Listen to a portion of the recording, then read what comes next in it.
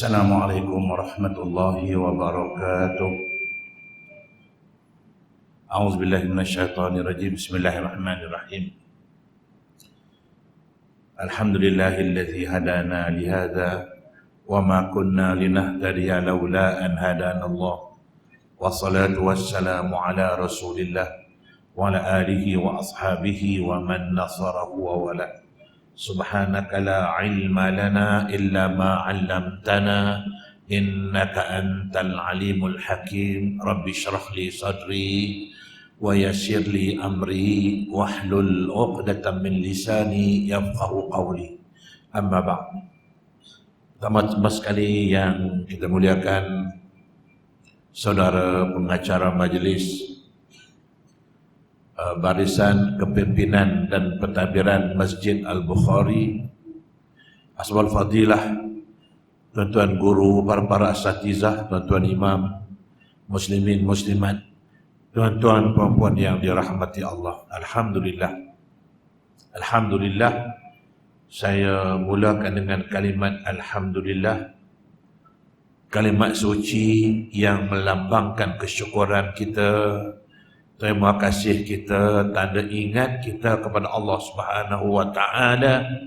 Mudah-mudahan dengan sentiasa kita menyebut, dengan selalu kita menyebut alhamdulillah pada setiap waktu dan ketika di mana jua kita berada.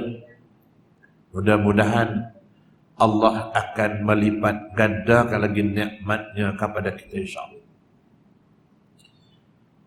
Dan alhamdulillah, buat kali keduanya kita panjatkan setinggi-tinggi kesyukuran kepada Allah Subhanahu wa taala kerana Allah pilih kita pada malam ini.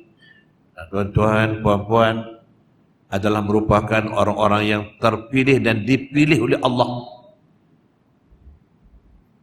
untuk berada dalam satu majlis ilmu, satu majlis yang diibaratkan oleh baginda Rasulullah sallallahu alaihi wasallam sebagai salah sebuah taman di antara taman-taman syurga Allah. Masya Allah, tabarakallah. Sekarang kita sedang berada dalam sebuah taman syurga Allah. Yang penting di atas kepala kita sedang dinaungi dengan sayap-sayap malaikat. Malaikat berebut-rebut untuk mengepakkan sayapnya yang penuh rahmah dan barakah, menaungi kita sepanjang kita berada dalam majlis ini. Sebab itulah tuan-tuan, bila sebut majlis ilmu, bila sebut taman syurga, bila sebut raudah min riyadil jannah, dia ada adab-adabnya, ada tata caranya. Adab duduk dalam majlis ilmu. Waktu zaman Rasulullah, di zaman baginda Rasulullah sallallahu alaihi wasallam, setiap kali bila baginda duduk menghadap ke arah jamaah, jamaah tahulah yang Nabi nak bagi tazkirah. Bila mereka tahu Nabi nak bagi tazkirah, masing-masing berebut-rebut nak duduk dekat dengan Rasulullah sallallahu alaihi wasallam. Sampai langsung tidak ada ruang orang nak lalu dan orang nak berjalan. Sehingga Allah turun ayat, A'udzubillahi minasyaitonirrajim. Idza qila lakum tafassahu fil majalisi fafsahu yafsahillahu lakum. Shadaqallahul azim. Yang bermaksud, apabila dikatakan kepada kamu dalam majlis ilmu seperti ini, bila dia nak lalu, dia kata tolong minta sikit laluan, maka Allah kata tolong beri dia laluan. Pasti Allah akan beri kita laluan, memudahkan segala urusan. Maknanya ayat ini tetap beritahu kita dalam majlis ilmu duduk rapat-rapat. Sampai kalau boleh orang nak lalu pun susah. Bila orang nak lalu terpaksa minta laluan, maka Allah kata tolong beri dia laluan. Sebab kita tak nak syaitan-syaitan tumpang masuk sama duduk di majlis ilmu seperti ini. Maka sebab itulah kenapa kita digalakkan majlis ilmu duduk rapat-rapat. Orang yang paling rapat dengan orang yang memberi ilmu, barakah lebih baik daripada orang yang duduk jauh daripada orang yang memberi ilmu. Kita nak barakahnya, kita nak kebaikannya. Tapi mungkin kerana tak faham, kita suka duduk belakang, duduk jauh-jauh. Itu apa sebab? Jawablah sendiri, wallahu a'lam. Tuan-tuan dan puan dirahmati Allah, mungkin ceramah saya malah tidak bertajuk. Satu persoalan yang saya nak ajak tuan-tuan bincang bersama saya. Kita fikir, kita renung bersama untuk kebaikan kita. Persoalan saya, kalau saya tanya tuan-tuan, ada tak orang nak hidup dunia ni nak susah? Ada tak? Agak-agak lah. Tanya tuan-tuan, tanya perempuan. Ada tak orang nak hidup ni dia nak susah? Ada tak? Dia nak susah. Nak makan susah, nak semua susah. Rumah buruk, kereta buruk, semua. Ada tak orang macam tu? Kalau ada, saya ingat kepala. Otak saya ingat. Kita nak hidup kita senang. Kita nak hidup kita mewah. Nak hidup kita hebat. Rumah besar, kereta besar. Perut pun besar juga. Mana kita nak hebat? Kalau ini cara dunia, akhirat pun kita nak macam tu. Kalau saya tanya tuan-tuan lah, besok siapa nak masuk neraka angkat tangan? Siapa nak masuk neraka angkat tangan? Tak ada. Seorang tak angkat. Sebab semua nak masuk syurga. Soalannya, bolehkah kita masuk syurga? Itu soalannya. Bolehkah kita masuk syurga? Sebab itulah ulama-ulama banyak cakap. Dia kata hidup ini untuk mati. Kita hidup ini sementara nak menunggu saat kematian. Hari-hari yang mendatang ini, sehari, 2 hari, seminggu, sebulan, setahun, semakin menghampirkan kita kepada kematian. Fikir tak? Tambah-tambah di umur macam saya, macam tuan-tuan, 50, 60 lebih. Makin dekat sangat dah tu. Bila semakin dekat, apa yang tak nak fikir? Maka Nabi kata, qala Rasul, kafakum bil mauti wa'idha. Cukuplah bagi kamu, memadailah bagi kamu ingat mati sebagai pengajaran. Sedarkan diri kita, ingat mati. Aku ni mungkin besok, mungkin lusa. Mungkin minggu depan, mungkin tahun depan, mungkin malam ni. Tak mustahil, tak mustahil. Berarti kita hidup untuk mati. Maka sebab itulah ulama' kata, bila kita mati, berpindahlah kita ke alam barzakh. Mati adalah perpindahan. Kalau takutlah, mati tu pindah. Macam kita biasa lah, pindah Lostak pergi Langgak pergi Mergong pergi Anak Bukit. Biasalah tu. Mati itu perpindahan. Pindah daripada alam dunia ke alam barzakh, masuk alam kubur. Agak-agak dalam kubur selamat tak? Selamat tak? Nak selamat ke tak nak selamat? Itu persoalannya. Kalau kita dunia kita nak hebat, dalam kubur pun tak nak hebat juga. Sebab itulah ulama' kata, bila termasuk kubur nanti, kita akan termasuk salah satu dari 2 golongan manusia tu dalam kubur. Dalam kubur yang kita nampak tanda tu, 2 tanda tu. Tu tanda yang kita nampak. Yang dalam tu hanya ada 2 jenis saja. Sama ada dia roh mun'amah atau roh mu'azzabah. Tu yang duduk dalam kubur tu. Sama ada dia roh mun'amah atau roh mu'azzabah. Itu kata Syekh Ibn Qayyim dalam kitab Ar-Ruh. Kalau kita nak masuk dalam kumpulan roh mun'amah, ialah manusia yang hidup alam barzakh dalam suasana mendapat nikmat. Dia panggil roh mun'amah. Pasal apa dia mendapat nikmat? Sebab dia boleh menjawab soalan Munkar Nakir. Bila jawab soalan Munkar Nakir, semua soalan dia boleh jawab, maka dia hidup dalam suasana mendapat nikmat daripada Allah Subhanahu wa taala. Macam mana cara dia? Wallahu a'lam. Tapi dia hidup mendapat nikmat. Kalau soalan muka nakir tak boleh jawab, maka dia akan diseksa, dia akan diazab, dia akan dipukul. Maka dia dinamakan roh mu'azzabah, roh yang diseksa. Baik, jadi dua tu yang dalam kubur tu, kita tak tahu. Pernah Nabi Rasulullah sallallahu alaihi wasallam bila jalan, dia tahu kubur ni diseksa, kubur ni mendapat nikmat. Nabi tahu. Nabi tahu. Pernah satu kali Nabi dengar sahabat duduk kubur, ada dua kubur. Nabi kata, inna hadzani la yu'adzibani. Nabi kata ni dua orang ni sedang diseksa, kata Nabi. Nabi tahu. Inna hadzani la yu'adzibani. Ni dua ni sedang diseksa. Pasal apa diseksa? Yang pertama kata dia, la yastatiru min baulihi. Kalau nak kencing main pancut aja. Jaga sikit. Nak buang air kecil apa kena beradab. Jangan main pancut, cari tembok pada pokok pancut. Nampak tembok pancut pada pokok pancut. Hadza la yastatiru min baulihi. Ini kerana bila dibuang air kecil tak beradab langsung. Yang satu lagi ni, wa hadza yamshi bin namimah. Suka mengupat mengata orang. Dia diseksa. Yang penting tuan-tuan, kita masuk kubur, sama ada kita akan termasuk golongan roh mun'amah atau roh mu'azzabah. Nak masuk roh mun'amah, ialah kita kena sedia jawapan untuk soalan muka nakir. Apa dia persediaannya? Amal ibadat kita. Macam tuan-tuan perempuan depan saya ni, insya-Allah lah, jangan bimbang lah ya. Macam tuan-tuan perempuan, saya tahu tuan-tuan orang sembahyang ni, orang ibadat semua ni. Ya. Kalau tuan-tuan bukan orang ibadat, tak mari duduk sini ni. Tuan-tuan perempuan inilah orang-orang yang insya-Allah bila tuan-tuan masuk kubur nanti, saya yakin tuan-tuan boleh jawab soalan muka nakir. Saya yakin.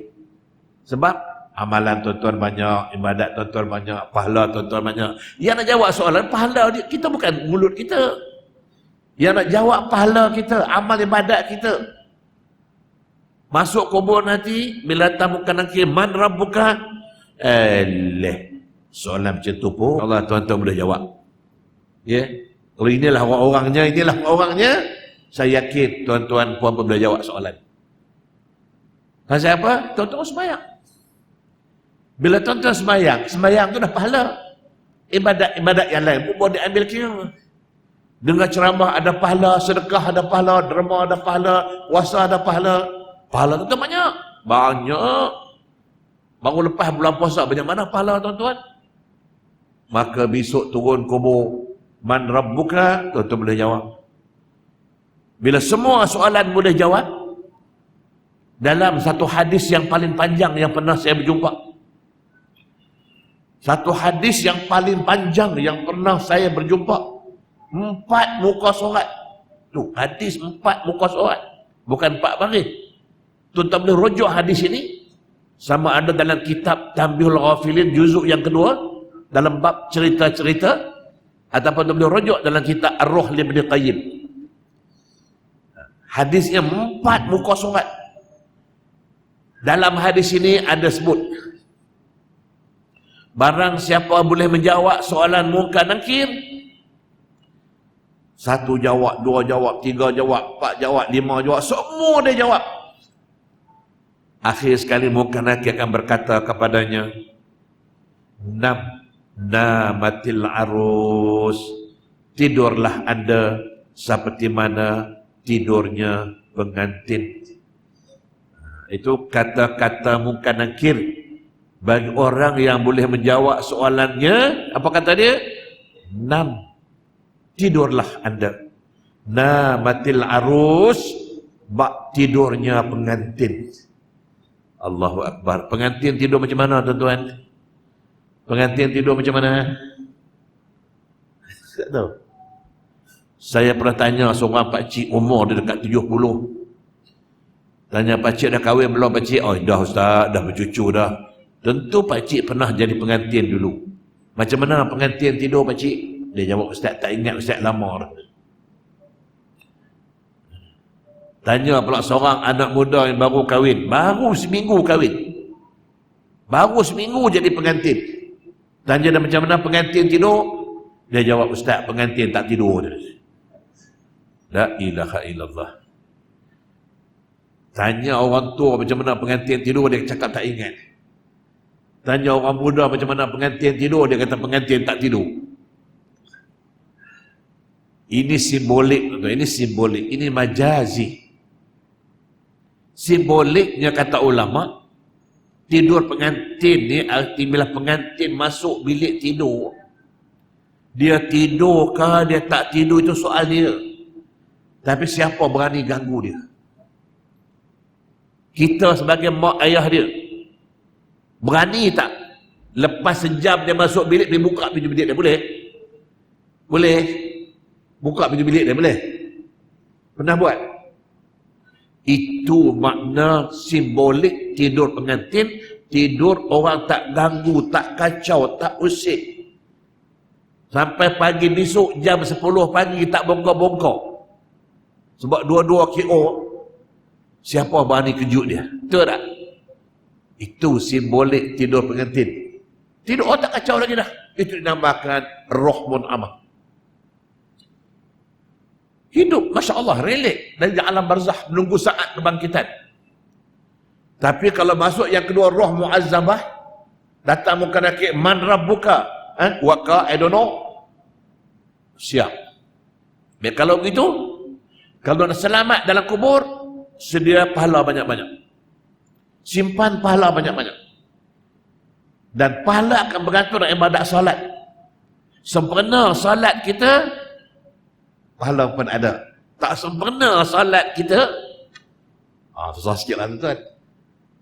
Sebab tu bagi saya bila saya buat kajian tuan-tuan, walaupun saya tahu tuan-tuan semayang, puan-puan semayang, saya tahu.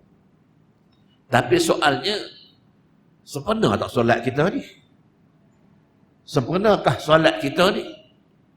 Yang kita buat solat subuh, zuhur, asar, maghrib, isyak, sempurna tak? Takut-takut termasuk ke dalam apa yang Allah sebut dengan firman-Nya yang selalu kita baca. Fawailul lil musallin alladzina hum an salatihim sahun. Apa makna? Celaka besar. Ada seorang ulama tafsir kata neraka wail lil musallin, bagi orang-orang sembahyang. Dia sembahyang. Sembahyang tak pernah tinggal, tak pernah berhenti, tapi masuk neraka. Pasal apa? Allazina hum an. Silap ustaz-ustaz kita ni, minta maaf lah. Saya dengar 2-3 orang ustaz sebut. Dia terjemah salah ayat ini. Ayat ini Allah sebut allazina hum an. Dia tak kata fi. Tapi kebanyakan ustaz-ustaz terjemah, dia kata orang-orang yang dalam semayang dia lalai. Ayat ini bukan nak cerita dalam semayang. Ayat ini kata allazina hum an. Makna dia orang-orang yang mengenai sembahyang mereka lalai. Mungkin tak buat, mungkin buat tak betul, mungkin buat tak sempurna, mungkin. Satu sembahyang dia tak sempurna, dia tak buat tak betul, buat salah, habis, yang lain semua out, masuk neraka. Bila sembahyang semua out, pahala yang lain pun out. Diperkuat dengan hadis Rasulullah sallallahu alaihi wasallam. Qala Rasul, man taraka salat al-asr muta'ammidan faqad habita amaluh. Hadis sahih muttafaq alaih. Barang siapa meninggalkan satu sembahyang, dia tinggal satu sembahyang, atau satu sembahyangnya tak sah, satu sembahyangnya tak sempurna, satu sembahyangnya tak betul, satu sembahyangnya Allah tak terima, maka terhapuslah semua pahala-pahala amalan yang lain. Allahu Akbar tuan-tuan, ini yang takut ni. Ini yang takut. Satu sembahyang tak sempurna, satu sembahyang tak sah, Nabi kata faqat fa ijabah, kau jawab. Qad lil qasam, sumpah. Nabi sumpah. Satu sembahyang kamu tinggal, satu sembahyang kamu tak betul, satu sembahyang kamu tak sah, satu sembahyang Allah tak terima, maka demi sesungguhnya habitat, terhapuslah sairu amaluh, semua pahala-pahala amalan yang lain habis. Pahala puasa habis, pahala sedekah habis. Ini yang takut tuan-tuan. Ini masalah ni, tuan sikit ni. Sebab itulah tuan-tuan, dalam sembahyang, kita tahu tuan-tuan sembahyang, perempuan sembahyang, tapi jangan pandang remeh soal sembahyang. Jangan pandang ringan soal sembahyang. Kita kena belajar, kena berguru, kena faham betul-betul apa itu sembahyang. Takut-takut sembahyang kita buat tak betul. Takut-takut sembahyang kita buat Allah tak terima. Allahu Akbar. Baik, kalau begitu, saya sentuh sikit sembahyang saja. Bila ulama' kata sembahyang kita kena sempurna. Bila sebut sempurna ada dua perkara. Pertama, sembahyang kita sah. Yang kedua, sembahyang kita Allah terima. Ada dua tu. Yang pertama, pastikan sembahyang kita sah. Dan yang kedua, pastikan sembahyang kita Allah terima. Baik. Yang pertama senang. Nak tahu sembahyang sah senang. Kita boleh tahu sembahyang kita sah ataupun tidak kalau ada syarat-syarat dia. Dalam kitab fiqh sebut syarat-syarat sah sembahyang. Kita dah belajar dah. Tak tahu tuan-tuan ingat tidak, wallahu alam lah. Kita belajar. Ada syarat-syarat sah sembahyang. Ada ulama kata 7, ada ulama kata 8, ada ulama kata 9. Saya tertarik dengan ulama yang mengatakan 8. Ada 8 syarat sah sembahyang. Cukup 8, sembahyang kita sah. Apa dia? Yang pertama, Islam. Lah, kita ada Islam. Betul ulama' kata, kalau orang bukan Islam tuan-tuan, tak kira bangsa apa dia, agama apa dia, yang penting dia bukan Islam. Kalau dia sembahyang betul-betul, memang betul, dia baca betul, buat betul, memang betul, tak sah sembahyang dia, sebab dia bukan Islam. Syarat pertama sekali, mesti Islam. Yang kedua, baligh. Tuan-tuan dah balik belum? Dah balik belum? Ni yang umur 30 dah. Belum balik lagi? 30 tak balik lagi? Balik dah lah ni. Balik 12 tahun dah balik dah. 13 tahun dah balik dah. Dah ada dah syarat yang kedua. Syarat yang ketiga, berakal. Berakal. Lepas tu orang gila. Bersembahyang betul pun tak sah sembahyang dia. Yang keempat, suci daripada hadas, hadas kecil maupun hadas besar, dan najis. Mana yang keempat, suci. Kena bersih, kena suci. Tak suci, tak sah. Yang kelima, menutup aurat. Aurat lelaki, aurat perempuan. Ambil tutup aurat lah ni. Cukup dah syarat. Yang kelima, menghadap kiblat. Ini yang duduk sembahyang nama ni menghadap kiblat lah ni. Menghadap arah kiblat. 5. Yang keenam, yakin dilakukan di dalam waktunya. Yakin dilakukan dalam waktunya. Dia kurang satu ni. Islam, balik, berakal, suci, menghadap kiblat. Lepas tu, tutup aurat, menghadap kiblat. Betul lah tu, menghadap kiblat. Yang ketujuh, iaitu yakin dikerjakan di dalam waktunya. Kena yakin. Kalau tuan-tuan puan-puan nak sembahyang zuhur, jam 1:30. Dah masuk zuhur belum? Dah kot. Belum kot. Dah kot. Belum kot. Main kot. Dia pun Allah. Tak sah sembahyang. Sebab dia tak yakin. Waktu syarat yang ketujuh, mesti yakin dikerjakan di dalam waktunya. Dan yang ke-8, yang akhir sekali, tahu membezakan mana yang rukun, mana yang sunat. Seulang lagi sekali. Islam, berakal. Yang ketiga, baligh. Islam, berakal, baligh, suci daripada hadas maupun najis. 5, menutup aurat. patut menghadap kiblat, patut yakin dikerjakan dalam waktunya, dan yang ke-8, tahu membezakan mana yang rukun. Cukup 8, sah. Tapi Allah terima tak? Allah terima tak? Belum tentu. Pasal apa? Ada perkara-perkara yang mungkin menyebabkan sembahyang kita Allah tak terima.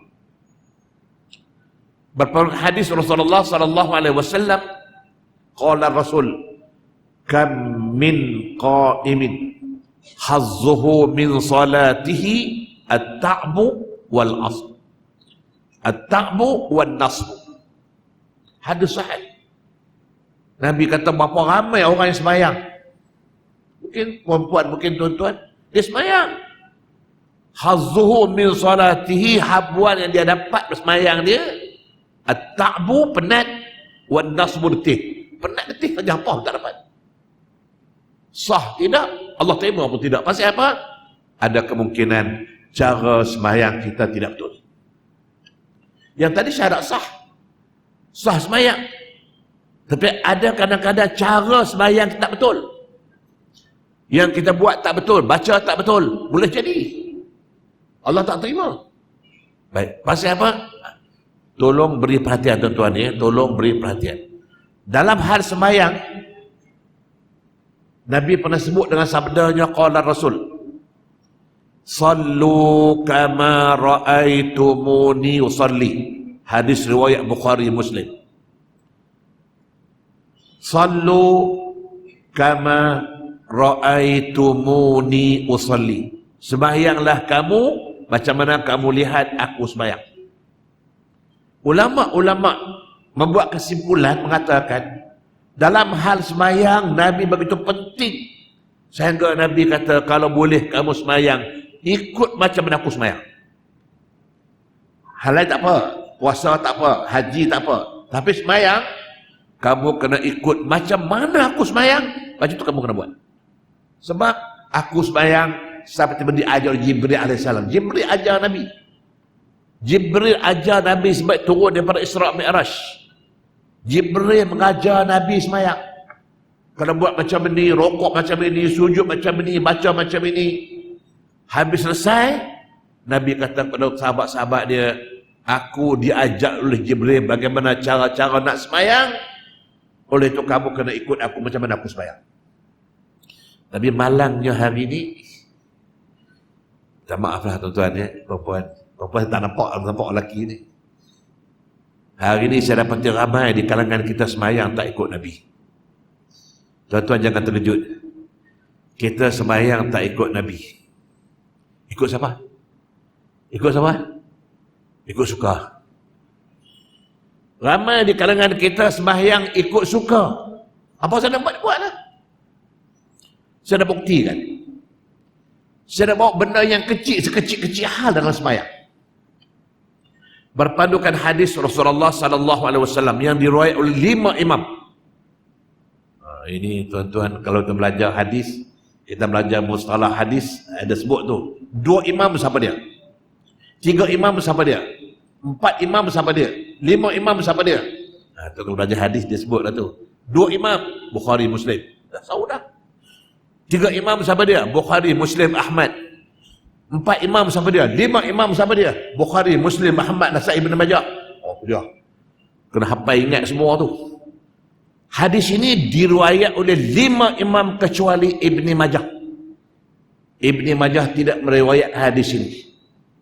Hadis daripada Abu Hurairah radhiyallahu anhu qala. Apa kata Abu Hurairah? Kana Rasulullah sallallahu alaihi wasallam idza kabbara rafa'a yadayhi khazwa mankibaihi wa kadzalika yaf'alu 'inda ar-ruku'i wa 'inda al-i'tidali. Sadaq Rasulullah. Habis. Itu kata Abu Hurairah. Nak cerita kepada kita macam mana Nabi sembahyang. Nabi bila dia sembahyang, kata Abu Hurairah, idza kabbara, bila dia kata Allahu Akbar, dia angkat tangan, rafa'a yadayhi khazwa mankibai. Dia angkat tangan setentang telinga, tapak tangan ke hadapan. Pasal apa? Ini lambang surrender. Surrender. Surrender kepada siapa? Surrender kepada Allah. Nabi sebut dengan sabdanya khalaqul yahuda wan nasara. Jangan ikut cara surrender orang Yahudi. Orang Yahudi, orang kafirin, musyrikin, bila dia perang, dia lawan, dia kalah, dia pernah surrender. Begini kan begini? Begini kan begini? Macam mana orang surrender? Begini kan begini? Cuba tengok. Begini kan begini? Begini. Tangan depan kan tutup macam ni? Ke depan. Bahkan Nabi kata, jangan ikut cara dia orang. Turunkan. Turun sampai sentan kan? Dengar. Sebab ini surrender kepada siapa? Surrender kepada Allah. Itu yang Nabi buat. Kita buat. Yang kita buat. Saya tengok kebanyakan orang bila takbir Allah. Yang tutup telinga tu siapa? Ini bukan surrender macam ni. Dah tak ikut Nabi, ikut siapa? Ikut suka. Kebanyakannya Allah. Kadang-kadang tu Allah. Sini duduk Allah. Ikut siapa? Inilah tuan-tuan dia. Kita pandang ringan bab semayang sebenarnya. Kita pandang ringan. Nabi bila semayang Allahu Akbar. Ini tanda surrender. Surrender, serah diri kepada Allah. Bukan begini cara surrender. Ini depan. Wa kadzalika yaf'alu, sama dia buat. Kalau ini masa takbiratul ihram, sama juga dia buat masa nak rokok, masa i'tidal. Wa kadzalika yaf'alu 'inda ar-ruku'i wa 'inda al-i'tidal. Nak rokok, habis baca nak rokok pun Allahu Akbar. Habis baca subhana rabbiyal azim wa bihamdihi i'tidal. Sami Allahu liman hamidah rabbana walakal hamd. Itu yang Nabi buat. Yang kita buat. Yang kita buat. Saya perhati tengok semua dia, semua dia. Bila nak rokok, Allahu Akbar.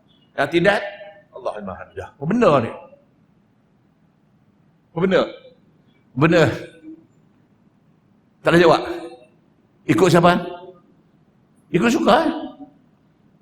Kebanyakan tuan-tuan saya perhati tengok. Bila nak rokok, Allahu Akbar. Yang tidak, Allahu hamidah. Apa benda ni? Kenapa? Tak faham ke? Jahil ke? Tak ikut Nabi ke? Atau sengaja? Apa tuan nak jawab? Kalau nak ikut Nabi, Nabi dia angkat tangan masa takbiratul ihram. Allahu Akbar. Nak rokok. Allah. Pause. Berhentilah sekejap. Surrender. Surrender. Mana serah diri kepada Allah. Ini nak rokok. Allahu Akbar. Alhamdulillah. Apa benda ni? Tanya diri sendiri. Kenapa tuan buat macam tu? Tak tahu ke? Jahil ke? Tak pernah beritahu ke? Itu cara Nabi buat. Melambang kita surrender pada Allah. Ulama fiqh ambil hadis ini, dia kata Nabi angkat tangan pada 3 tempat. Takbiratul ihram, yang kedua masa nak rokok, yang tiga masa bangun daripada rokok i'tidal. Lain jangan angkat tangan. Imam Syafi'i tambah lagi satu. Imam Syafi'i kata pernah Nabi angkat tangan, ada dalil masa dia bangun daripada tahiyat awal. Bangun daripada tahiyat awal. Allah. Berhentilah, pause sekejap, surrender sekejap pada Allah. Itu maksud dia. Nak i'tidal pun sami Allahu liman hamidah rabbana walakal hamd.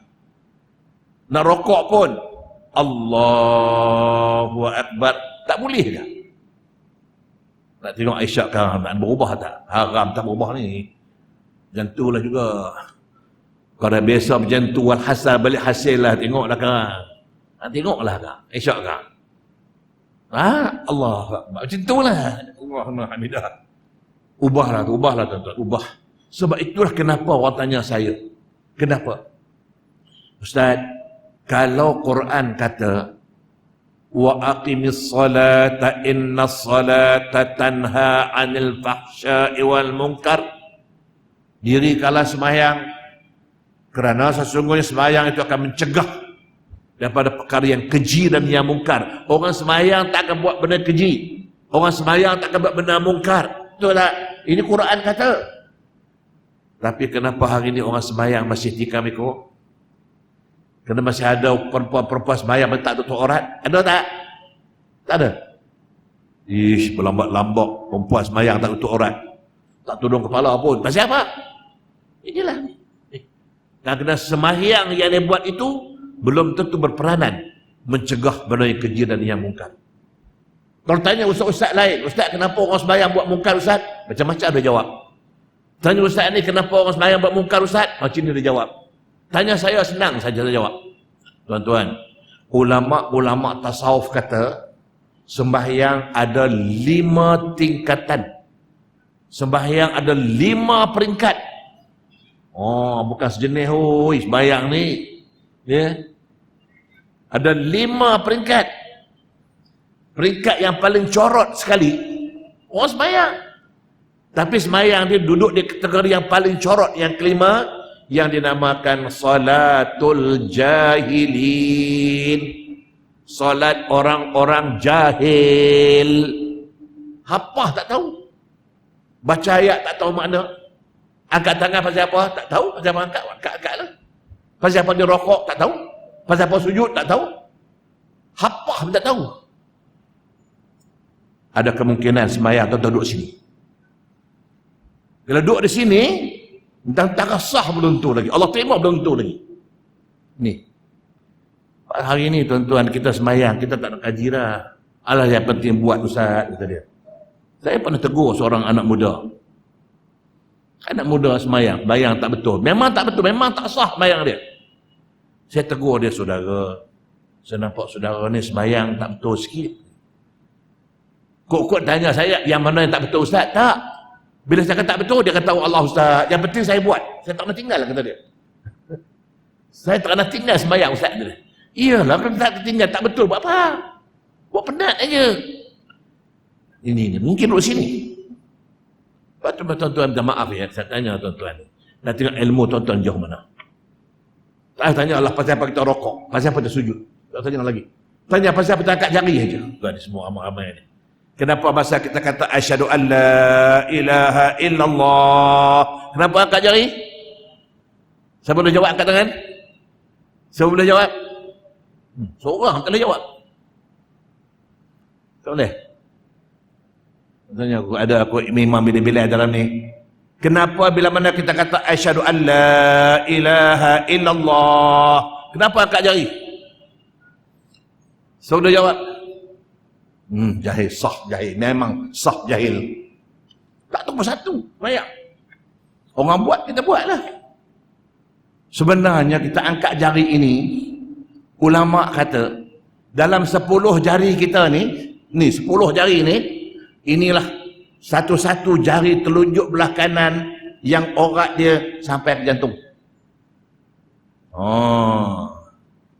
Sebab tu bila kita sebut Allah, kita gerak ini, tegangkan, macam kita tarik jantung kita, ingat siapa? Jangan lalai. Ingat Allah. Macam kita tanam padi humah di gunung, di lereng bukit. Tanam padi humah lereng bukit, burung turun makan. Kita pun gantung tin. Gantung tin. Ikat tin tadi sampai ke rumah.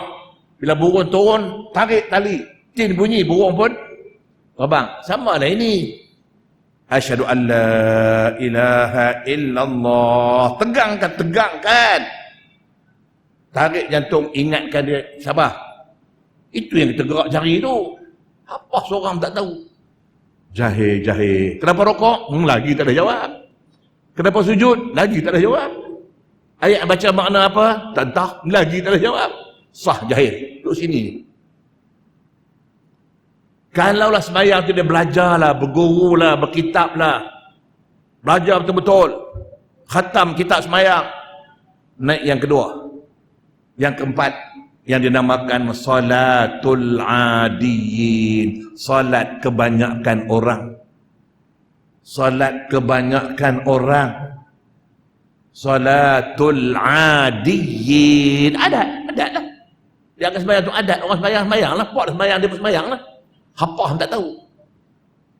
Ini, baru naik yang kedua.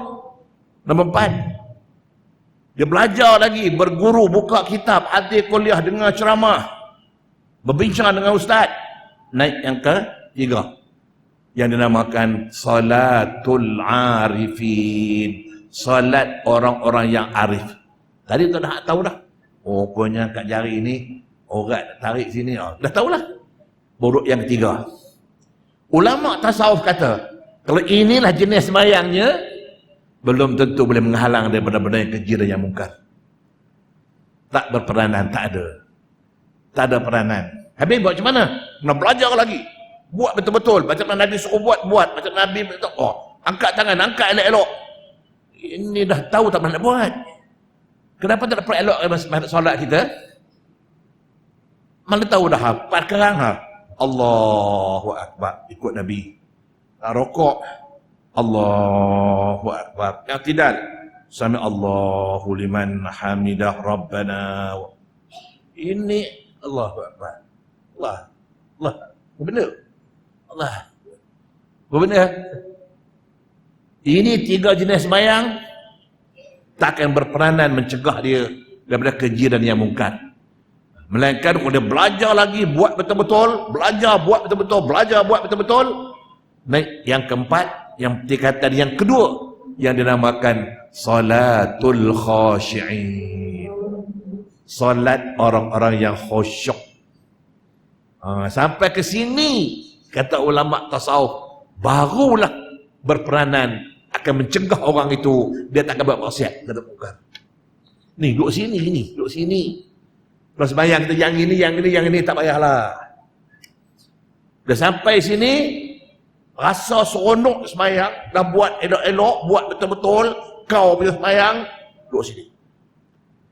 Tak mustahil dia akan dapat tingkatan yang paling tinggi dalam sembahyang, iaitu salatul muhsinin. Tu yang Nabi sahabat-sahabat rasa tu. Mereka sembahyang, mereka tu salatul muhsinin. Bila Jibril tanya Nabi mahwal ihsan, Nabi kata anta'budallah ka'annaka tara. Nabi bila sembahyang Allahu Akbar, macam dia nampak Allah. Itu Nabi. Tapi mana boleh nampak Allah? Siapa kata dia nampak Allah? Otak sengit tu. Kita mana boleh tengok Allah? Maka Nabi kata fa'illam takun tarahu, kalau kamu tak nampak Allah, kamu kena yakin Allah nampak kamu. Ini dia 5 tingkatan sembahyang. Salatul jahilin, salatul adiyin, salatul arifin, salatul khashi'in, salatul muhsinin. Tuan-tuan main duduk tak mana? Agak-agak lah duduk tak mana? Agak-agak lah. Fikirlah sendiri. Sebab tu tuan-tuan, dan sembahyang pun kita nak perelokkan. Semakin elok sembahyang, lagi baik, lagi elok, lagi baik. Akan datang kebaikannya. Sempurna sembahyang, sah sembahyang, Allah terima sembahyang. Yang lain-lain pun carry forward, bawa. Pahala puasa dia, pahala sedekah, pahala dengar ceramah, pahala tinggal bawa.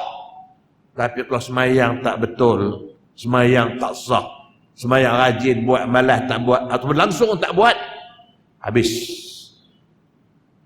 tuan-tuan, habis. Sebab tu hari ni, isu hari ni tuan-tuan, minta maaf ya, isu hari ni, orang tanya saya, minta maaf ya, saya minta maaf dulu. Isu tahlil. Orang tanya ustaz ni, ustaz, kalau saya nak buat tahlil untuk mak ayah saya dah meninggal, boleh tak? Sampai tak pahala? Ustaz tu jawab, boleh, sampai buat. Sonoklah dengar tu. Tanya pula ustaz ni, ustaz, kalau saya nak buat tahlil untuk mak ayah saya dah meninggal, sampai tak pahala? Ustaz tu jawab, kita boleh buat. Sampai tak sampai, itu urusan Allah. Berat sikit. Kita boleh buat. Sampai tak sampai, itu hak Allah. 2. Tanya ustaz ni pula, ustaz, kalau saya nak buat tahlil mak ayah saya boleh tak? Oh tak boleh, bid'ah, sesat, masuk neraka. Betul, ada orang kata bid'ah tak boleh buat. Dia kata tahlil tak boleh buat, Nabi tak buat. Bid'ah, masuk neraka. Siapa masuk neraka? Yang buat masuk neraka, yang ditahlilkan pun masuk neraka juga. Tu dia. Dia tanya saya. Katanya saya, Ustaz, kalau saya nak buat tahlil untuk mak ayah saya dah meninggal, boleh tak Ustaz? Saya kata buat tu boleh. Boleh buat. Siapa larang nak buat ibadat baca Quran? Buat. Sampai tak pahala? Itu soalan. Sampaikah pahala? Saya kata, nak tahu sampai tak sampai, kita kena tengok orang yang kita tahlil untuk dia itu, mak kita ke, ayah kita ke, saudara kita ke, kawan kita ke, dia ada akaun akhirat tak? Ada akaun tak? Dia ada buka akaun akhirat tak? Apa benda akaun akhirat Ustaz? Akaun akhirat nombor dia 24434. Itu nombor akaun akhirat. Nombor dia 24434. Agak-agak apa dia Semayang lah. 2 subuh 4, Zuhur 4, Asar 3, Maghrib 4. Itu mana nombor akaun dia. Tuan-tuan puan-puan semayang, puan-puan dah buka akaun akhirat. Ada akaun. Puan-puan semayang, ada akaun masuk. Dengar ceramah, ada pahala, masuk akaun. Lepas dia sedekah derma, ada pahala, masuk akaun. Akaun dah ada. Tiba-tiba akaun tak ada.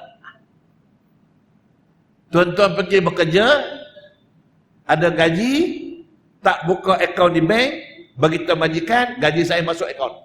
Akaun ada, akaun tak ada. Masuk akaun lah. Masuk bank Islam. Ada akaun, akaun tak ada. Macam mana masuk akaun? Orang tak semayang, tak buka akaun. Bila akaun tak ada, dia tak semayang. Tapi dia puasa. Ada pahala tak? Ada. Ada akaun? Tak ada. Dia tak semayang, dia sedekah, ada pahala tak? Ada pahala. Nak masuk mana? Nak simpan mana? Akaun tak ada. Maka sebab tu orang semayang dia ada akaun. Masuk akaun. Balik tahlil tadi. Orang nak tahlil mak ayah tidak ada akaun tak? Ada akaun tak? Kalau ada akaun buatlah, sampailah masuk akaun dia. Ini semayang tak pernah. Sujud sembah Allah tak pernah, akaun tak ada. Asyik bati buat tahlil 3 malam turut-turut. Lepas tu malam 7, malam 40, malam 100. Sampai pahala? Tak ada. Buat penat je. Itu dia saja. Kalau begitu, ni tuan-tuan semayang, tuan-tuan ada akaun. Bila tuan-tuan ada akaun, insya-Allah semayang ada pahala. Datang dengan ceramah ada pahala. Iktikaf ada pahala. Masuk akaun, masuk, simpan. Alah macam kita buka akaun bank hari ni lah. Dapat duit masuk akaun, dapat gaji masuk akaun, dapat duit masuk akaun. Banyak duit ke? Banyak tak? Banyak sebab kita ada akaun. Tiba-tiba akaun tak ada. Mana ada duit? Akaun tak ada. Baik, kalau gitu tuan-tuan sudah ada akaun. Bila tuan-tuan ada akaun, besok masuk kubur selamat. Saya pada contoh tadi. InsyaAllah tuan-tuan selamat dalam kubur. Bila selamat dalam kubur, apa kata Nabi? Nabi kata, qala Rasul, al-qabr awwal manazil min manazilil akhirah, faman naja minhu fama ba'dahu aisar. Yang bermaksud kata Nabi, kubur. Yang akan menampak kubur tu, kita hantar jenazah, kita ke bumi ke orang mati, kubur. Kubur tu kata Nabi, tempat turun yang pertama dalam rangka menuju ke alam akhirat. Siapa yang selamat di situ, selamat dalam kubur, boleh jawab salam mungkar nakir, fama ba'dahu aisar, maka alam lepas itu alam mahsyar lagi senang dan mudah untuk dia, lagi selamat dia. Selamat dalam kubur, di sana selamat.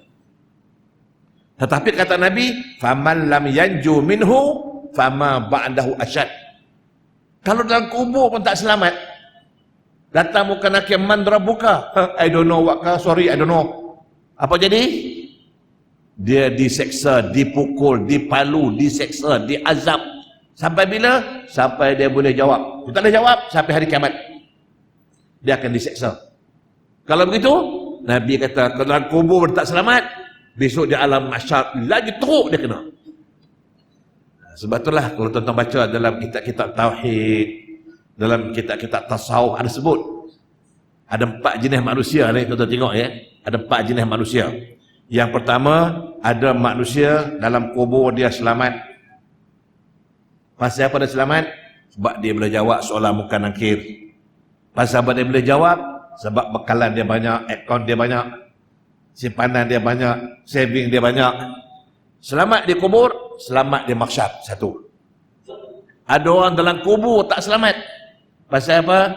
Tak boleh jawab soalan muka nakir. Pasal apa tak boleh jawab? Pahala tak ada. Pasal apa pahala tak ada? Semayang tak ada. Semayang tak ada, akaun tak ada. Mana macam nak saving pahala? Bila pahala tak ada, dalam kubur dia kena. Bila dalam kubur kena, maka Nabi tafama ba'da asyad, di mahsyar lagi teruk dia kena. 2. Yang ketiga, ada orang dalam kubur dia selamat. Masuk kubur dia selamat, dia tak kena seksa. Tapi di mahsyar dia kena. Di mahsyar teruk dia kena. Pasal apa pula? Pasal dia masuk kubur hari Jumaat. Siapa masuk kubur hari Jumaat, selamat. Berpadukan hadis Rasulullah sallallahu alaihi wasallam, qala Rasul, man mata yaumal jumu'ah aw lailaha waqahu Allahu min azabil qabr. Barang siapa meninggal dunia pada hari Jumaat atau malam Jumaat, masuk kubur hari Jumaat, Allah selamatkan dia daripada seksa kubur. Dia takkan berjumpa dengan muka nakir. Dia tak akan ditanya soalan dalam kubur. Sebab dia masuk kubur hari Jumaat. Allah mulia hari Jumaat, sehingga saya masuk kubur hari Jumaat, selamat. Mak saya selamat. Tetapi saya masih doa untuk mak saya. Saya tambah doa mak saya. Sebab dia akaun ada. Mak saya meninggal dalam bulan Ramadan, malam Jumaat, di surau, tengah sembahyang tarawih. Mak saya meninggal dalam bulan Ramadan, malam Jumaat, di surau, tengah sembahyang tarawih. Mak saya meninggal. Dia selamat. Tapi saya bisa tambah pahala dia lagi, tambah pahala dia, doa lagi untuk dia, kebaikan dia. Okey, habis. Ada orang masuk kubur hari Jumaat, dia selamat. Dia mahsyar dia kena pasal apa? Tak sembahyang. Ada orang tak sembahyang, mati hari Jumaat. Allahu Akbar. Oleh kerana kau mati hari Jumaat, dalam kubur kau selamat. Tapi di mahsyar kau kena. Mahsyar kau kena.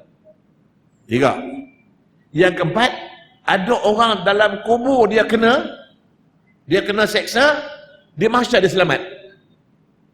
Siapa pula? Terbalik. Ada orang dalam kubur dia kena seksa. Kena, tak ada jawab soalan muka nakir, tak semayang. Tapi di mahsyar dia selamat. Pasal apa? Sebab di mahsyar, kata Nabi, ada 7 jenis manusia yang Allah akan selamatkan mereka. Tak ke siapa dia? Hang semayang ke? Hang tak semayang ke? Ada 7 jenis manusia, kata Nabi. Sab'atun yuzilluhumullahu fi zillihi yawma la zilla illa zilluh. Hadis sahih. Tuan-tuan tengok. Ada orang dalam kubur, dia kena. Sebab tak semayang. Tanya, man rabuka? I don't know. Berdemak. Tapi besok berlaku kiamat, pergi mahsyar, dia selamat. Pasal apa pula? Dia termasuk 7 yang Nabi cakap tadi. 7 apa dia? Nabi kata 7 jenis manusia. 7 jenis manusia di mana Allah akan naungkan mereka, Allah akan bayangkan mereka pada hari yang tidak ada bayang-bayang melainkan bayang-bayang Allah. Hari mahsyar lah tu. Siapa 7 orang ini? Pertama sekali kata Nabi, imamun adilun, pemimpin yang adil. Pemimpin yang adil. Ini pemimpin. Sama ada pemimpin yang sekecil-kecil pemimpin sebuah rumah tangga. Seorang suami, ada 2 bini, 3 bini, 4 bini. Dia adil. Selamat. Semayang tidak. Tapi adil saja. Tak semayang dalam kubur dia kena. Kena dia adil. Tapi hari ni kalau ada 2-3 bini adil tak? Tanya ni, siapa ada 2-3 bini adil tak? Saya susah sikit. Ya. Sebab saya tengok kawan-kawan saya yang bergelar ustaz ni pun menikah 2-3 bini tak adil tu. So, saya takut menikah 2, menikah 3 tu. Ya, ustaz ni pun minta maaf lah, bukan saya nak mengata lah. Saya nak cerita. Kalau mengata berdosa, cerita tak berdosa. Ustaz pun kadang 2-3 bini tak adil juga. Ya, tak apalah. Tapi kalau dia adil, daripada pemimpin paling kecil suami, pemimpin masyarakat, pemimpin negeri, pemimpin negara, pemimpin dunia, kalau dia adil, dia mahsyar, dia selamat. Satu. Yang kedua, siapa yang selamat? Jalan. Itu mungkin masuk yang tadi itulah. Yang kedua kata Nabi, wa rajulun wa qalbuhu mu'allaqun bil masajid, orang-orang yang hati terpikat dengan masjid. Allah. Ya. Subuh-subuh masjid, zuhur masjid, asar masjid, maghrib isya di masjid, ada kuliah di masjid, malam minggu di masjid. Itu tadian ini. Ya. Ada ceramah di masjid, dia di masjid, ada kuliah di masjid, sembahyang jemaah di masjid, i'tikaf masjid. Orang-orang yang hati dia terpikat dengan masjid. Dua. Yang ketiga, syabun nasya'a fi ibadatillah, anak muda, remaja yang beribadat kepada Allah. Tuan-tuan, hari nak cari anak muda beribadat payah. Dalam ni berapa orang yang ada anak muda ni lah ni. Siapa tu? Mana ada remaja-remaja ni? Yang ada semua remaja lanjut usia semua. Mana remaja bawah usia mana? 3. Yang keempat, wa rajulun idza dzakarallaha khalian fafadat 'ainah. Orang-orang bila ingat Tuhan, ingat syurga neraka, menangis dia. Ingat dulu masa muda-muda banyak buat maksiat, banyak dosa, dia menangis. Ini yang keempat, orang yang menangis kerana Allah. Dan yang kelima, wa rajulani tahabba fillah ijtama' alaihi wa iftaraqa fihi. 2 orang, sama ada lelaki sama lelaki, perempuan sama perempuan, dia berkasih sayang kerana Allah. Dia sayang saudara dia kerana Allah, sayang kawan dia kerana Allah, sayang jiran dia kerana Allah, bukan kerana kepentingan. Walaupun ulama-ulama mentafsir hadis ini katakan, dia bawa contoh macam mana lelaki-lelaki Ansar sayang lelaki Muhajirin yang datang negeri mereka. Itu contoh. Yang keenam, kata Nabi, wa rajulun idza da'atuhum ra'atun dzati mansabin wa jam. Ulang balik. Pertama, imam pemimpin yang adil. Yang kedua, lelaki yang orang-orang yang jiwa dia hati terpikat dengan masjid. Yang ketiga, remaja yang beribadat kepada Allah. Yang keempat, orang-orang bila ingat Allah, dia menangis. Yang kelima, 2 orang berkasih sayang kerana Allah. Yang keenam, wa rajulun idza tasaddaqa bi sadaqatin fa akhfaha hatta la ta'lamu shimaluhu ma tunfiqu yaminuhu. Orang-orang bila dia belanja, dia sedekah, dia derma, dirahsiakan. Tak pernah bagi tahu orang, tak pernah tunjuk orang, tak pernah cakap dengan orang. Maka orang-orang selamat besok. Tuan-tuan, puan-puan, nak sedekah, nak derma, jangan cerita pada orang. Jangan bagi tahu orang. Ini nak bagi sedekah, nak bagi derma 1000, buat cek sama besar pintu masjid tu. Dunia tahu. Yang ke-8 akhir sekali, wa rajulun idza da'atuhum ra'atun dzati mansabin wa jamalin faqala inni akhafullah. Laki bila diajak seorang perempuan melakukan maksiat dan kejahatan, dia jawab, puan, saudari, cik, minta maaf, saya takut Allah, saya tak nak buat maksiat. Ada tak agak-agak lah? Sama perempuan. Datang lelaki yang kacak, tampan, ajak masuk bilik hotel buat maksiat. Dia kata, tuan, minta maaf tuan, saya takut Allah. Kalau ada, ini 7 jenis manusia yang saya anggap sebagai BBIP akhirat. Di mahsyar mereka selamat. Jadi kesimpulannya tuan-tuan, yang penting ialah kalau dunia kita nak selamat, akhirat pun kita nak selamat. Penentuannya ialah ibadat sembahyang. Pastikan sembahyang, buat elok-elok, belajar, berguru. Malam ni saya dah beritahu dah tuan-tuan, angkat tangan saja. Mungkin sila akan datang, saya akan sentuh lagi. Apa yang kita perlu buat? Untuk malam ini, ingat, baca takbiratul ihram, Allahu Akbar. Nak rokok? Macam mana? Nak rokok macam mana? Allah, itu ya. Angkatlah pau, berhenti sekejap. Angkat tangan. Allahu Akbar. I'tidal. Sami Allahu liman hamidah Rabbana wa lakal hamd. Berhenti, pause ni. Benda. Ya, okey, habis. Jadi saya berhenti di sini. Sekarang untuk masa sesi soal jawab. Kalau ada soalan, silakan. Kalau nak balik cepat, jangan tanya banyak. Ya, silakan soalan. kalau ada soal di tangan saya ada satu dalam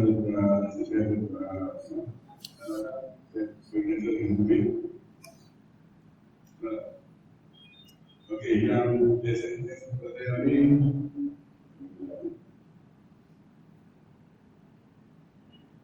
Assalamualaikum warahmatullahi wabarakatuh.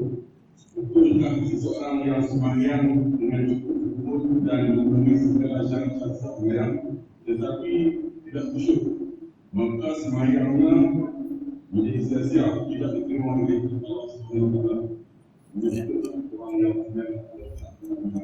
Ya. Okey, baik, terima kasih. Itu yang saya sebut tadi tu.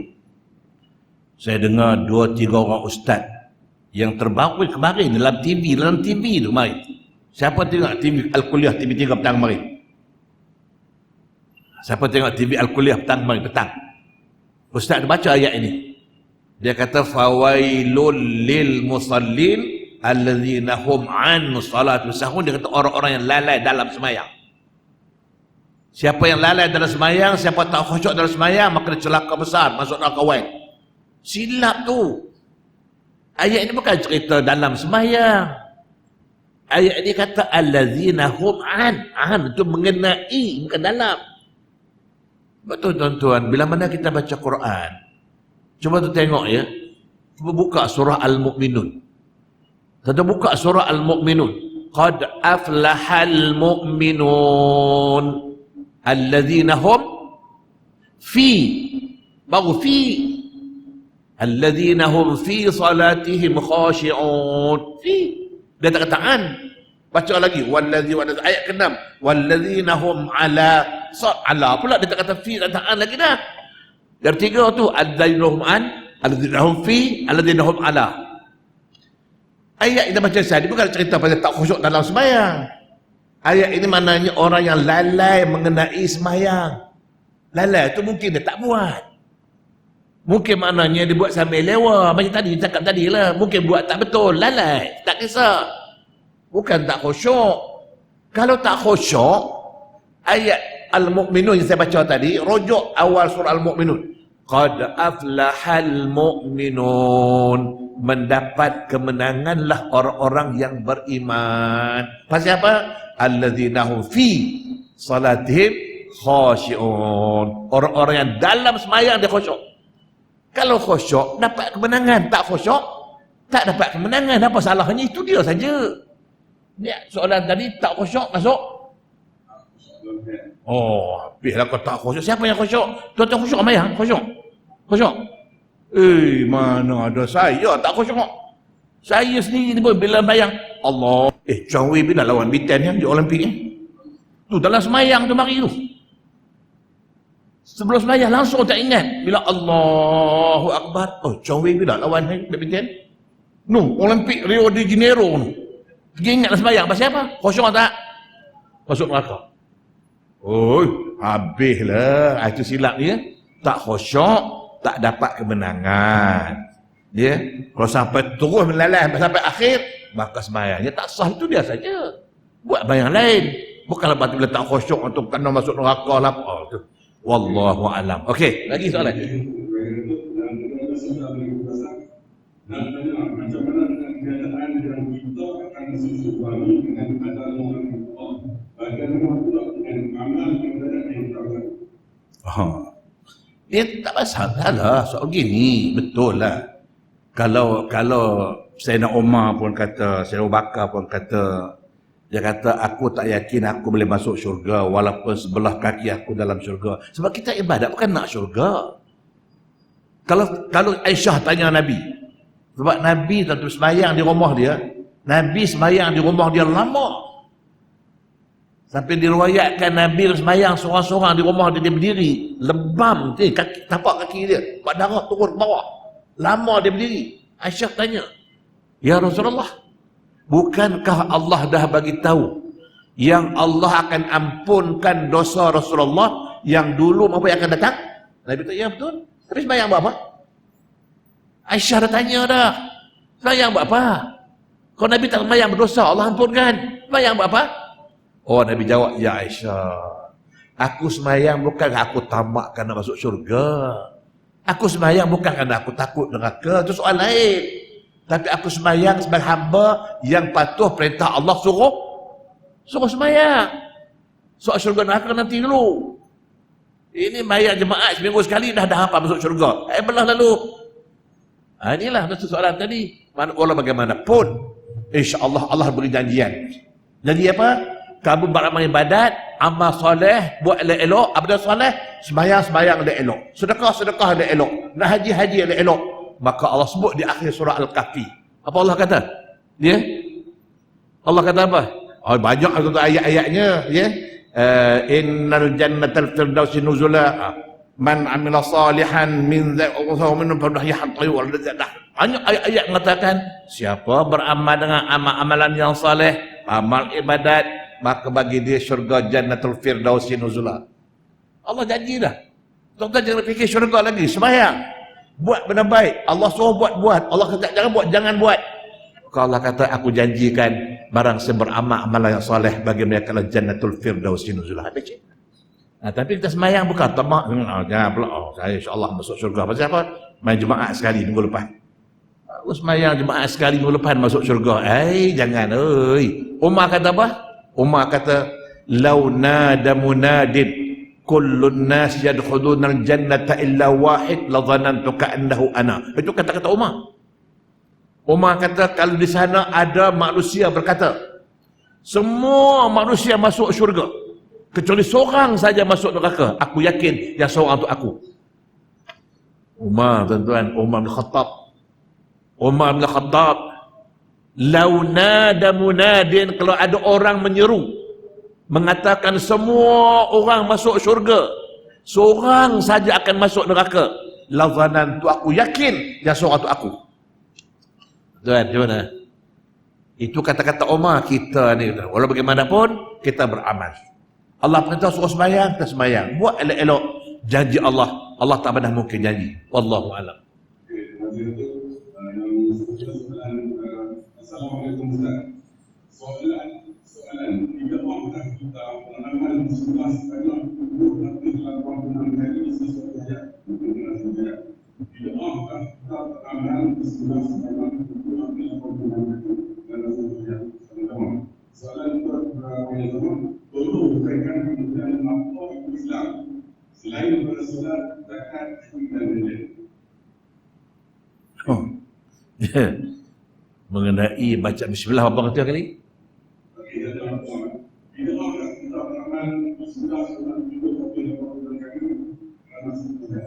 Baca bismillah 780 kali. Bid'ah kah? Soal begini, bila sebut bid'ah, apa dia bid'ah? Nanti dulu, ini makna pengertian dulu. Bid'ah ialah fi'lun ma lam yu'had fi ahdihi sallallahu alaihi wasallam. Sebut bid'ah, kita dah faham bid'ah apa dia? Bid'ah ialah fi'lun, satu perbuatan, satu amalan ma lam yu'had, yang tak pernah berlaku fi ahdihi sallallahu alaihi wasallam, zaman Rasulullah. Apa yang tak berlaku zaman Nabi, Nabi tak buat, Nabi tak pernah buat, tiba-tiba kita buat. Bahkan Nabi tak pernah baca bismillah 70 kali, tiba-tiba kita buat. Itu namanya bid'ah. Itu bid'ah. Baik, bila sebut bid'ah pula, ada bid'ah hasanah, ada bid'ah sayyi'ah. Itu soalan lain lah pula. Hari ni ada orang kata, no, asal bid'ah saja, habis semua salah. Siapa buat benda Nabi tak buat, itu bid'ah masuk neraka. Itu yang isu hari ni. Tapi ulama-ulama kata bid'ah ada dua. Ada bid'ah hasanah, bid'ah baik. Walaupun Nabi tak buat, tapi dia baik. Susun Quran, Nabi tak susun Quran. Nabi tak susun Quran, Abu Bakar tak susun, Umar tak susun, Osman yang susun. Tu Quran yang tu baca, tu Quran yang baca hari ni, tu Osman yang susun. Berarti Osman dah buat benda yang Nabi tak buat. Itu bid'ah. Tapi bid'ah apa? Bid'ah hasanah. Kalau Osman tak susun Quran, tak tulis Quran macam tu, mampus kita tak boleh baca Quran. Baik tak? Bid'ah hasanah. Kalau kita hukum semua Nabi tak buat masuk neraka, kita tanya tuan-tuan, Nabi bila dia bagi ceramah ada pakai mic tak? Nabi bila dia bagi tazkirah, bagi ceramah ada pakai mic tak? Tiba-tiba kita pakai mic, masuk neraka? Siapa guna mic masuk neraka, yang dengar masuk neraka juga. Ini bid'ah. Memang tak ada zaman Nabi, tapi baik. Kau nak ikut, Nabi tak ada, jangan pakai mic lah ceramah, tak boleh Nabi tak pakai. Apa orang nak dengar? Betul tak? Jadi kesimpulannya itu tak ada tadi. Bid'ah memang, bid'ah Nabi tak buat bid'ah. Tapi baik kan tak baik? Cuma hari ni tuan-tuan, kalau nak cakap pasal bid'ah banyak dah. Sebab contoh sedang amal kita hari ni, minta maaf ya, ini Masjid Bukhari ya. Ni apa tak tahu imam ni, bila wallah alam lah. Tuan-tuan sedar tak? Tu yang tu Bilal baca di antara sebelum imam nak khatib tu. Inna Allah wa malaikatahu yusalluna 'alan nabi. Ya ayyuhalladzina amanu sallu alaihi wa sallimu taslima. Ada berlaku tak? Zaman Nabi tak berlaku. Zaman Nabi tak buat. Zaman Abu Bakar tak buat. Zaman Umar tak buat. Zaman Osman tak buat. Di zaman akhir Ali. Akhir zaman Ali baru ada orang buat. Siapa yang buat? Syiah. Syiah yang buat tu. Minta maaf ya, masjid ya. Di sini ada baca tak? Bid'ah lah tu. Bid'ah. Sebab Nabi tak ada. Zaman Nabi tak buat, tak baca. Terbuka tak fikah. Memang tak ada pun. Tapi ada ulama kata itu bid'ah hasanah. Tapi saya pula kata kalau boleh tak usah buatlah, Nabi tak buat. Saya kata sebab saya tuan-tuan, masa saya jadi imam besar Masjid Negara dulu saya tak baca, bila tak payah baca. Zaman Nabi tak ada, kitab fiqh pun tak ada, tapi kita buat. Ada dalam kitab Furu' Masail, atau rujuk Furu' Masail. Kalau rujuk Furu' Masail dan tajuk khutbah, dia ada sebut. Ada ulama kata itu bid'ah hasanah. Pulanglah. Wallahu a'lam. Tak buat tak buat tak. Habis. Soalan ini betul mereka menggunakan Al-Quran Islam selain persoalan zakat haji dan apa dia tahu dari persoalan zakat haji dan apa itu Islam? Oh, ya. Kita bila sebut Islam tuan-tuan ya, kita jangan duk ingat sembahyang, puasa, zakat, haji saja. Al-Islam itu ialah agama. Di bawah agama tak kira Islam ke apakah, dia ada dua. Dia ada akidah, dia ada syariah. Dia ada akidah, ada syariah. Apa dia akidah? Akidah kepercayaan. Orang Islam percaya Allah. Orang Kristian percaya Isa anak Allah. Orang Buddha percaya si rembuk ucik tu. Orang Hindu percaya Tuhan. Itu mana akidah? Islam ada akidah. Kita percaya Tuhan. Kita ada rukun iman. Ada 6. Lepas tu ada ibadah. Ibadah apa dia? Itu bersembahyang. Sampai itu ada akhlak. Akhlak apa dia? Allahu Akbar. Akhlak mencerita hubungan kita dengan Allah, kita dengan manusia. Jadi kesimpulannya saya kata, sebut Islam, jangan sebut sembahyang saja. Yang pertama akidah, yang kedua syariah, yang ketiga akhlak. Akhlak apa dia? Akhlak lah perangai. Bukan perangai. Akhlak ialah af'al ibad. Ia membicarakan gerak laku hamba. Apa yang tangan nak buat, apa yang mulut nak cakap, apa yang mata nak pandang, apa telinga nak dengar. Itu akhlak. Bukan cakap macam perangai saja. Jadi merangkumi semua ini akidah. Kita percaya siapa? Percaya Allah, percaya Rasul, percaya malaikat. Itu akidah kita. Syariat apa dia? Wah ini haram, ini halal, ini wajib, ini kena buat, ini jangan buat. Itu syariat. Yang tiga akhlak. Cara hidup kita, cara pergaulan kita, hubungan kita dengan Allah, hubungan kita dengan Rasul. Maka rangkum tiga ini telah dikatakan Islam. Wallahu a'lam. Dan Assalamualaikum. Bagaimana jika umur 70 tahun tak salat sebab tak upaya? Ibu berusia 70 tahun lebih tapi tak salat, tak ingat. Oh dulu sembahyang lah. Allah sebut dengan firman-Nya, la yukallifullahu nafsan illa wusaha. Sembahyang ini selagi kita ingat kita boleh buat. Sampai dah tak ingat, tak boleh apa lagi dah. Macam kita kata ibu umur dia 75 tahun dah nyanyuk lah, minta maaf ya. Itu istilah nyanyuk. Kadang-kadang ada kita, Ustaz, ayah saya Ustaz kadang-kadang dia puasa. Kadang-kadang dia makan, dia cakap dia puasa. Tapi dia makan. Dia minta teh O, dia minta kopi O, tapi dia kata dia puasa. Saya kata dia minta bagi dia. Sebab dia bukan ingat dah tu, tak ingat dah. Kalau orang puasa, takkan minta kopi O kot. Dah otak dah tak ingat lagi dah. Semayang. Cakap semayang. Semayang kalau kita sakit. Tapi boleh semayang, sakit. Tak boleh berdiri duduk. Tak boleh duduk, baring. Tak boleh baring. Tidur, tak boleh tidur, melentang kaki ke hadap kiblat. Kalau boleh buat, tiba-tiba sahabat peringkat tak boleh buat lagi dah, tak ingat apa lagi dah. Tu buat macam mana? Ayah saya mungkin hampir-hampir 5 tahun dia lumpuh. Hampir 5 tahun dia lumpuh. Nak cerita bagi Cuma apa yang sebab saya banyak di luar negeri, ayah saya meninggal, saya masih di luar negeri. Ceritanya ayah saya lumpuh. Tapi umur dia muda, dia meninggal umur 63 tahun. Umur Nabi. Tapi masa dia lumpuh, sepanjang dia lumpuh, dia tak boleh cakap, tak ingat.